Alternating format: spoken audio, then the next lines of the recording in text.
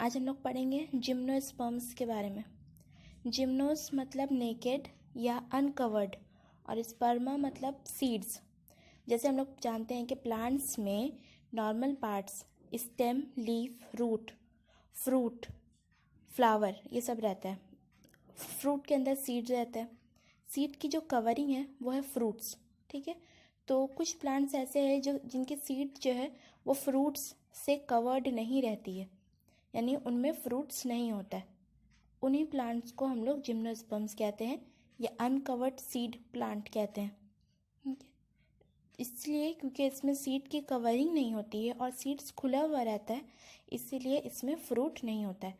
यानी कि इसमें बाकी सारे पार्ट्स प्लांट के प्रेजेंट है, स्टेम, लीफ, रूट, फ्लावर, लेकिन सिर्फ फ्रूट्स नहीं प्रेजेंट है। जिम्नोस्पर्म्स यूजुअली ट्रीज होता है, लॉन्ग लॉन्ग ट्रीज। कोई कोई प्लांट होता है जो छोटा होता है, लेकिन सभी ज़्यादातर बड़ा ही होता है। कोई कोई सा जो छोटा है वो है साइकस, और वो भी कम से कम 2 से 3 मीटर होता ही है। 2 मीटर से छोटा कोई भी जिम्नोस्पर्म नहीं होता है। सबसे छोटा जो होता है साइकस होता है, और सबसे बड़ा जो होता है वो है सेकिया। सेकिया सबसे टॉलेस्ट ट्री है। चाहे एंजियोस्पर्म्स ले, यानी कि covered seed fruit plant, covered seed plant ले, या जिम्नोस्पर्म्स ले, दोनों ही में ट्रीज होता है, लेकिन ट्रीज जिसका सबसे लंबा है वो है जिम्नोस्पर्म्स, जिसको जायंट रेडवुड प्लांट या ट्री भी कहते हैं। अच्छा, सबसे पहले हम लोग पढ़ेंगे कि जिम्नोस्पर्म्स में रूट कैसा रहता है। रूट्स 2 तरह का होता है यूजुअली, टैप रूट और फाइब्रस रूट। टैप रूट ऐसा होता है कि मेन जगह से एक ही रूट निकलता है, जिसको प्राइमरी रूट कहते हैं, और उस प्राइमरी रूट से बहुत सारा शॉर्ट शॉर्ट सेकेंडरी रूट्स निकलता है। और फाइब्रस रूट ऐसा होता है जैसे कि एक ही जगह से बहुत सारा रूट निकल गया, हेयर लाइक बहुत सारा रूट एक ही जगह से निकल गया, उसको फाइब्रस रूट कहते हैं। तो यहाँ पे टैप रूट प्रेजेंट रहता है। जिम्नोस्पर्म्स में टैप रूट्स यानी एक मेन एक्सिस निकलता है और उससे बहुत सारा छोटे छोटे रूट्स निकलता है। इसके रूट्स जो है वो हमेशा दूसरे प्लांट्स के साथ, दूसरे जैसे एल्गा या बैक्टीरिया या फंगस के साथ मिला हुआ रहता है सिम्बायोटिक रिलेशनशिप में, यानी कि जिसमें दोनों को फ़ायदा हो रहा है। जैसे लाइकेन था जिसमें एल्गी और फंगी मिल के रहता था और दोनों एक दूसरे को फ़ायदा पहुंचाते थे, वैसे ही जिम्नोस्पर्म्स भी रूट में किसी को ले करके रहते हैं। फंगस को लिया रहेगा अगर तो उसको माइकोराइजा कहते हैं, और रूट्स में अगर कुछ बैक्टीरिया है, साइनोबैक्टीरिया, तो उसको कोरलॉइड रूट्स कहते हैं। कोरलॉइड रूट्स ज़्यादातर साइकस के रूट्स में पाया जाता है, और उसमें जो साइनोबैक्टीरिया होता है वो स्पेशल काम कर सकता है, नाइट्रोजन को फिक्स कर सकता है, नाइट्रोजन को ऐसे फॉर्म में चेंज कर सकता है कि प्लांट आसानी से यूज़ कर ले। स्टेम्स, स्टेम जो है ज़्यादा नहीं ब्रांच होता है या अनब्रांच होता है। जैसे डाब कोकोनट का होता है प्लांट, उसमें एकदम सीधा एक ट्री निकला हुआ, उसमें और कोई ब्रांचेस नहीं है। लेकिन जो बनियन ट्री देखते हो तुम लोग, बनियन बरगद का पेड़, उसमें एक जगह से इतना सारा ब्रांचेस निकला हुआ है। तो इसमें ब्रांच भी होता है, अनब्रांच भी होता है। लीव्स इसका सिंपल भी हो सकता है, कंपाउंड भी हो सकता है। सिंपल मतलब सिर्फ एक लैमेला निकला हुआ है, और कंपाउंड मतलब बहुत सारा लीफलेट्स पाया जाता है। कॉनिफरस ट्रीज, जिसको तुम लोग एक्समस ट्री के नाम से जानती होगी, एक्समस ट्री जो क्रिसमस में बस सजाया जाता है, उसका लीव्स कैसा होता है, नीडल की तरह। वो भी एक जिम्नोस्पर्म का एग्जाम्पल है, और क्योंकि वो बहुत ठंडी जगह में रहता है और वहाँ पे बहुत ये पानी कम रहता है, तो उसमें स्टोमाटा संकीर्ण रहता है ताकि उससे पानी उड़ नहीं जाए। अच्छा, रिप्रोडक्शन कैसे होता है। रिप्रोडक्शन जिम्नोस्पर्म्स में स्पोर्स के थ्रू होता है, ठीक है। इसमें 2 तरह का स्पोर्स पाया जाता है, इसीलिए इसको हेटेरोस्पोरस कहते हैं। जैसे हम लोग पहले पढ़े थे टेरिडोफाइट्स में कि वो हेटेरोफाइलस होता है, यानी डिफरेंट टाइप की इसमें लीव्स रहती है। वैसे ये हेटेरोस्पोरस है, इसमें 2 डिफरेंट टाइप के स्पोर्स पाए जाते हैं, माइक्रोस्पोर्स यानी कि मेल स्पोर्स और मेगास्पोर यानी कि फीमेल स्पोर्स। स्पोर्स हम लोग जानते हैं स्पोरेंजियम में रहता है और स्पोरेंजियम लीव्स में छुपा रहता है। वो लीव्स जो स्पोरेंजियम को छुपा के रखते हैं वो लीव्स को स्पोरोफिल कहा जाता है, और स्पोरोफिल जो एकदम गुड करके कोन लाइक स्ट्रक्चर बनाते हैं इसको स्ट्रोबाइली कहते हैं। स्पोरोफिल्स के अंदर जो स्पोरेंजिया रहता है वो भी 2 हो सकता है, माइक्रोस्पोरेंजिया और मेगास्पोरेंजिया। जिन स्पोरेंजिया में मेल स्पोर्स होंगे उनको माइक्रोस्पोरेंजियम कहेंगे। वैसे ही जिन स्पोरोफिल्स में मेल स्पोरेंजिया या मेल स्पोर्स होंगे वो माइक्रोस्पोरोफिल्स कहलाएगी।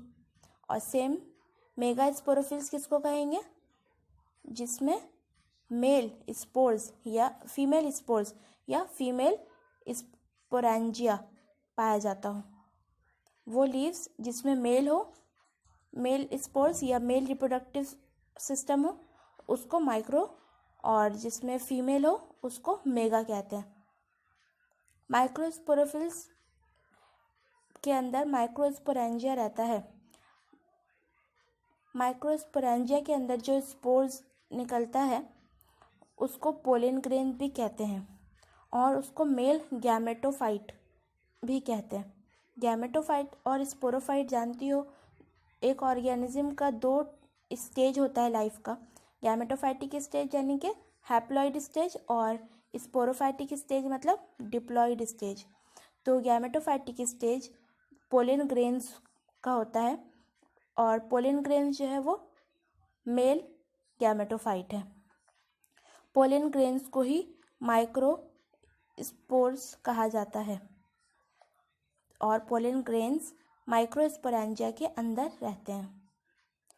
मेगास्पोरोफिल्स यानी कि फीमेल स्पोरेंजिया रखने वाले लीव्स। फीमेल स्पोरेंजिया रखने वाले लीव्स के अंदर मेगास्पोरेंजिया रहता है। मेगास्पोरेंजिया को ओव्यूल्स भी कहते हैं। ओव्यूल्स के अंदर एक कवरिंग रहती है, इन्वेलप करके किसी चीज़ को रखती है, उसको कहते हैं न्यूसेलस। न्यूसेलस के अंदर मेगास्पोर मदर सेल है जिसको डिवीजन कर करके सेल डिवीजन कर करके मेगास्पोर यानी कि फीमेल स्पोर बनाना है। सेल डिवीजन जो होगा वो मियोटिकली होगा यानी मियोसिस होगा। मेगास्पोर में मियोसिस होकर के 4 मेगास्पोर मदर सेल में मियोसिस होकर 4 मेगास्पोर्स बनाता है। वो चारों मेगास्पोर्स फिर डेवलप होकर के आर्चिगोनिया यानी कि फीमेल स्पोर्स बनाता है, जो कि उसके अंदर स्पोरेंजिया के अंदर छुपा हुआ रहता है। और ज़्यादातर ऐसा होता है कि 1 या 2 डेवलप होने से पहले ही ख़राब हो जाता है और उसमें ज़्यादातर में 1 और किसी किसी में 2 आर्चिगोनिया ही बन पाता है। मेल में सब स्पोर्स बन जाता है, लेकिन फीमेल में 1 या 2 ही बनता है, जिसको मेगा स्पोर्स कहते हैं।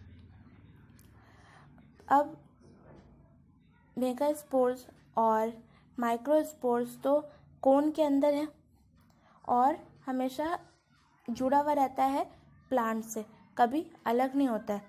ठीक है, तो इस टेरिडोफाइट्स की तरह या ब्रायोफाइट्स की तरह जिम्नोस्पर्म्स में ऐसा नहीं होता है कि स्पोरोफाइट और गैमेटोफाइट अलग अलग रह सकता है। स्पोरोफाइट और गैमेटोफाइट एक साथ ही रहता है और स्पोरेंजिया और स्पोर्स भी उसी के साथ जुड़ा रहता है। किसी किसी में ऐसा होता है ट्रीज में कि एक ही प्लांट में माइक्रोस्पोर और मेगा स्पोर दोनों पाया जाता है, और कभी ऐसा होता है कि माइक्रोस्पोर और मेगा स्पोर अलग अलग हो जाता है। अब पोलन ग्रेन जो माइक्रोस्पोरेंजियम में बना था वो हवा के ज़रिया उड़ जाता है। अगर उसी ट्री में दोनों चीज़ प्रेजेंट है यानी माइक्रो भी और मेगा भी, तो फर्टिलाइजेशन वैसे ही हो जाता है। लेकिन अगर एक जगह नहीं प्रेजेंट है तो पॉलिनेशन की ज़रूरत पड़ती है। पॉलिनेशन के लिए हवा से पोलन ग्रेन्स उड़ करके दूसरी जगह तक जाता है। उसके बाद जब आर्चिगोनिया पे गिरता है यानी फीमेल स्पोरेंजिया पे गिरता है तब पॉलिनेशन होता है। पॉलिनेशन का मतलब होता है transfer of pollen grains from male reproductive system. Pollen grains आकर के फीमेल में जुड़ता है, उसके बाद फर्टिलाइजेशन होता है न्यूसेलस के अंदर।